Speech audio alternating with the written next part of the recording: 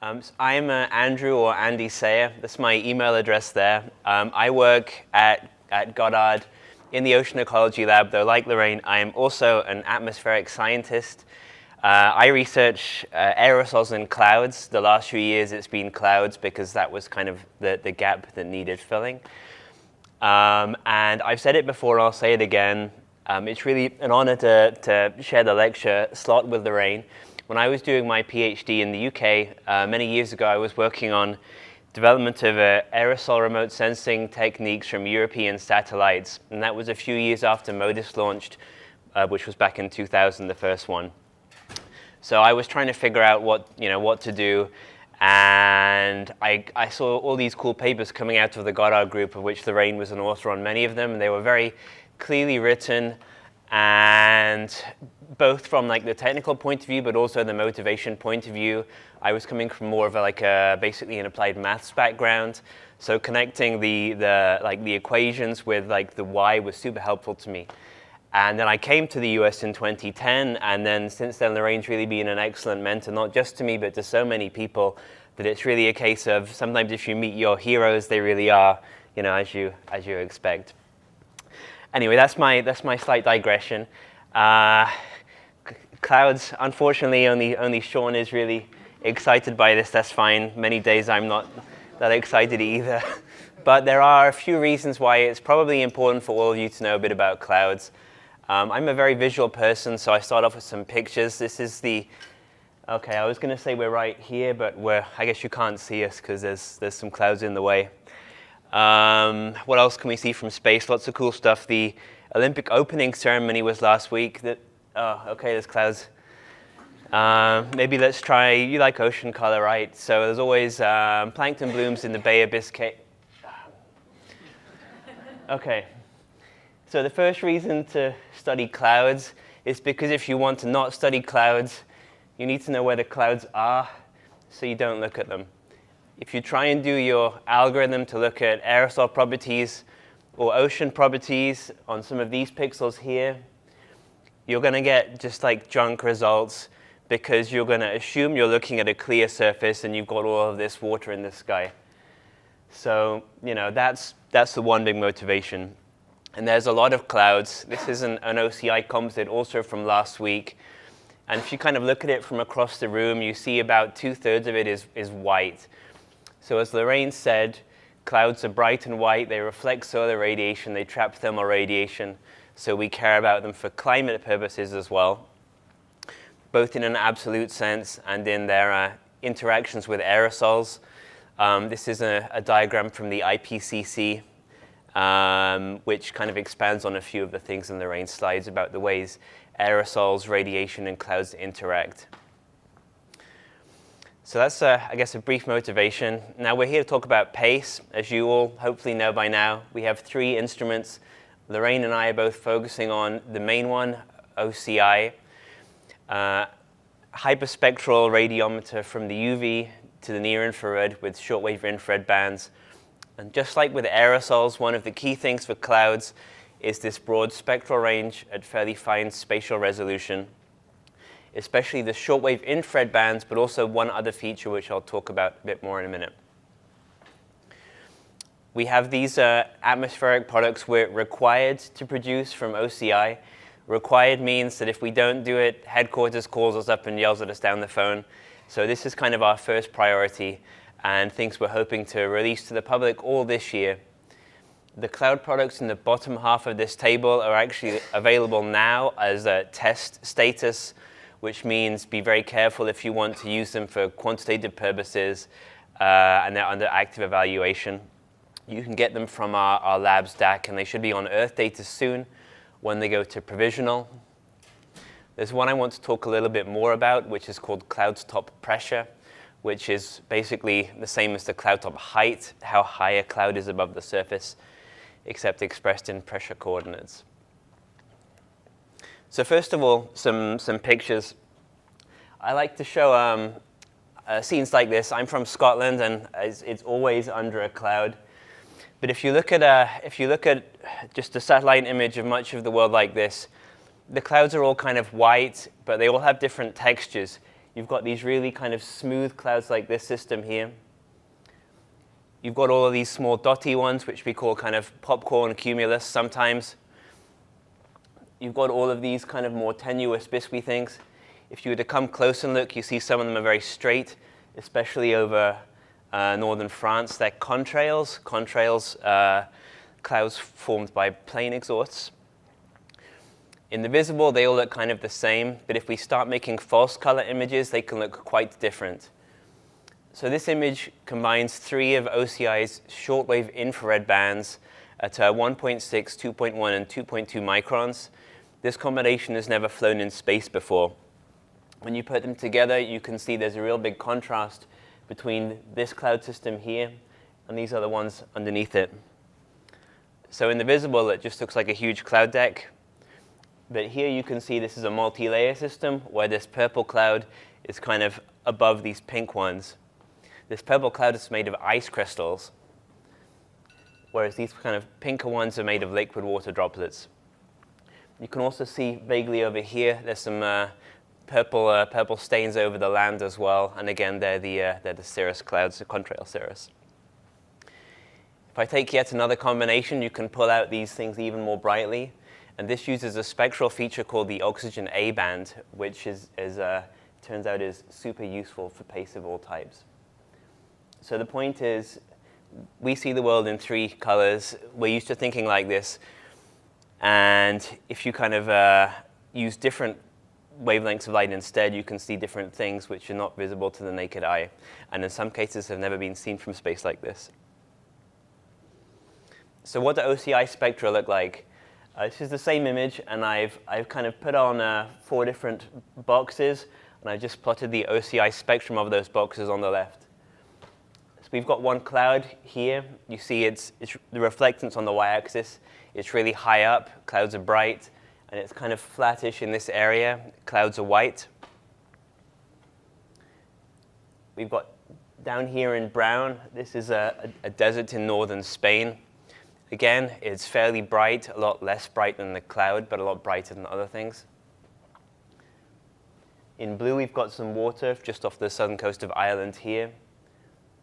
There's this big rise, and then it's fairly dark. All you ocean color folks know the ocean is dark, right? So there you see it, a lot darker than everything else. And then in green, I've got a bit of grassland or cropland probably in northern France. So who can tell me what this tiny dip is? Do you see the little dip there on the screen? Any guesses? That is not chlorophyll fluorescence, but just the reflectance of it. So that's 550-ish nanometers, so that's the green wavelength of light. The reason this grass is green is because it reflects very strongly green light. So that's a little bump there. Does anyone know what is the cause of this kind of, I guess, upside down U-shaped feature in the grassland spectrum and the water spectrum? No, that's Rayleigh scattering in the atmosphere, so that's kind of why the sky is blue. And it's much less pronounced in the cloud spectrum because the clouds are high up, so you don't see the Rayleigh scattering underneath them. So in this, all of these kind of dips and wiggles here, they're from absorption by different gas species. The oxygen A band is this feature here at about 760 nanometers. That's something that's been measured at finer spatial scale by OCI than has been in space before, although we've measured it at a finer spectral resolution from other satellites. And this is how we determine cloud height. So here's a zoom in of some spectral response functions. So I don't know how familiar you all are with this.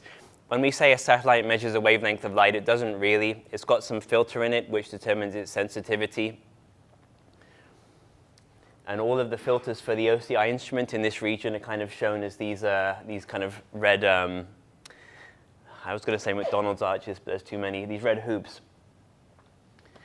So they're sensitive to radiation across some small band. And in the background here, I've overplotted the absorption lines of oxygen. Oxygen makes up about 20% of our atmosphere. It's well mixed, and that means wherever you go near the surface or near the top, about 20% of the molecules in the atmosphere are oxygen. and it absorbs really strongly. So the transmittance of the atmosphere in the peak of this, or in the trough of this area, is very close to zero. And that means if you were to kind of be sent, if your eyes could see these wavelengths of light, and you looked at this one, you know, looked up at the sky, looked down, it would be pretty black, whereas these ones are much more transparent. This is for OCI. This is for another European instrument called ULCI, which before launch we used as kind of a proxy for OCI to develop our algorithms because it kind of has some similar capabilities. It has some bands here, which are in regions of very strong oxygen absorption, and it has some bands here and here, which are in what we call absorption windows, where there's very little absorption. You can see straight through the atmosphere.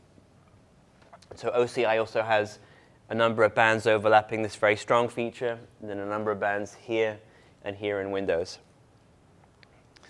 So what does that mean in practice? Well, first of all, imagine you've got like a sheet of white paper, really bright, and then you have a tank of dirty water, and you put the paper in on the bottom of the tank, and you look at the tank of water. You won't be able to see anything. It's going to be really, really dark. But if you reach in and you pull your paper up slightly and slightly and slightly, it will get brighter as you move the paper up. And that's just because the further up you pull it, the less of the light's being absorbed by the dirt in the water, and the more that you can see the bright paper underneath it. So it's exactly the same principle in the atmosphere. And the good thing is that the oxygen A band is a strong absorption feature. It's like very dark water, and clouds are very bright and very white, so they're like a white sheet of paper. So this just shows, for the OCI instrument, how the reflectance in all of these bands varies as a function of various properties. So here we have cloud optical thickness in the top left. That's a measure of how much water is in the cloud. The more water in the cloud, generally, the brighter it gets. So as optical thickness increases, this whole spectrum gets brighter. If you look at cloud top height, that's like lifting the paper up. You see, as you bring it up, it gets brighter, but only in this band here. So the idea is if we measure in the window where there's no absorption, we can determine the optical thickness. Then if we measure in the absorption band itself, we can determine height. But we have to have some special extra knowledge about the surface reflectance and about how thick the cloud is, because they're kind of confounding things. And luckily, we have some constraints on this. So we built our algorithm based on this principle. We've applied it, again, pre-launch to the Sentinel-3 ULCI measurements. So here is a fairly zoomed-in true color image. It doesn't necessarily render so well on these screens, but you can see there's kind of a lot of like these puffy popcorn cumulus clouds in the background. Then there's kind of a more diffuse, thinner cloud that's semi-transparent above here. We can determine the cloud phase. That's whether it's made of liquid water or ice crystals here in pink. The popcorn cumulus, which is these low clouds, is retrieved as being liquid water, which is what we expect. Lower in the atmosphere where these clouds are, it's a bit warmer, so you get wet clouds. This cirrus cloud up here is an ice cloud, again, higher up, colder, made of ice crystals. We determine the optical thickness, as I said. The cirrus cloud is kind of thin. It's semi-transparent. The optical thickness here is about 1, so you can kind of see through it. These white clouds here, which are more visually prominent, the optical thickness is maybe like 3 to 30. So that means, again, you can't really see through it. So that's consistent, again, with this image. And on the right-hand side, the cloud top height for the liquid clouds is about 1 kilometer. We know that's normal because they tend to form low down, and then they get trapped by the atmospheric boundary layer, which is, again, about 1 to 1.5 kilometers. Whereas these ice clouds are much higher, maybe 6 to 10 kilometers, which we also know is normal because, again, it's up high, that it's cold, that it freezes, and when they've escaped the boundary layer, the clouds are kind of free to do as they please. We can also use ground-based data to try and evaluate our methods. Validation is a super important part of all remote sensing. We can do our kind of best estimate of how good we think the retrievals are doing, but unless you have some really independent truth, you can never really know. So we spend a lot of effort in uncertainty quantification. So this is a pair of scatter plots comparing satellite estimated cloud top height with what they measure from the ground, where they've got basically a bunch of radar and LiDAR looking up to do a profile. So on the left-hand side is the Sentinel-3 ULTRI results, which were our PACE proxy. And on the right-hand side is the NASA MODIS product, which has had like a team of people working on it for 20 plus years. And there are some differences in the overall kind of patterns of bias. But if you look at the metrics, things like the median absolute error and the correlation coefficients, they're very similar. They're very comparable. So we have this one technique based on oxygen absorption, a visible technique. And we have this technique from MODIS based on thermal emission, a completely different technique. And they both kind of perform comparably well, which is really great. And again, we were super fortunate that we had ULTRI in space before PACE, so we could test this out before launch. Otherwise, Sean would be waiting 3 or 4 years after launch before he could get any good data.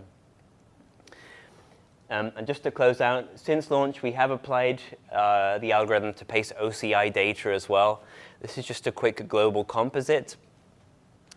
The dark colors mean low clouds, and the bright colors mean very high clouds.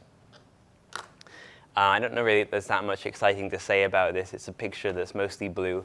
But the white stuff tends to be in the tropics, which is exactly where the atmosphere is hot and has a lot of water, which means the clouds go up and they go higher. Whereas everywhere it's cold, the clouds form near the surface and they don't get above the boundary layer. So you get this very strong latitudinal dependence in typical cloud heights. So even though we haven't validated the OCI data yet, based on our physical expectations of where clouds should be, and based on what we did before launch with ULTRI data, we have some confidence that it's better than a random number generator at least. And that's been my life for much of the last few years. 9:41, so we have time for questions. Good.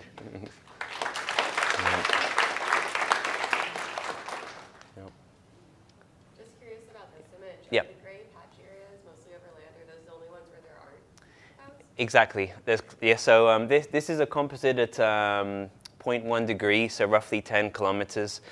So if you looked at like the level 2 data, which is at 1.2, there'd be a lot more gaps. But when you kind of average it up, you kind of see how, just like Lorraine said, how little of the world really is cloud-free. The deserts, often it's so dry that not many clouds form, but almost everywhere else there's a cloud. And if you don't think there's a cloud, you probably just didn't see it, because some of them can be really small. Yeah. Mm-hmm. Oh, Ian? Yeah. Are you able to run that algorithm through the tilt if there's no tilt gap? Yeah. Oh, cool. Yeah. I don't know for sure if the performance is degraded or not, but it runs. So I don't know how much everybody's learned already about OCI and its tilts near the equator to avoid sun glint, right? But it doesn't switch off. It continues recording. And so because it's kind of more actively moving, the confidence in exactly where it's pointing is a bit less than normal. And also there's probably some funky stuff going on in terms of like pixel overlap. But we decided to run the algorithm even through the tilt period because there's a lot of clouds at the equator, which is where it tilts, and we want to try and see them if we can. And the fact that you don't see anything crazy happening exactly where the tilt happens is a good sign that it's basically reasonable. Yeah.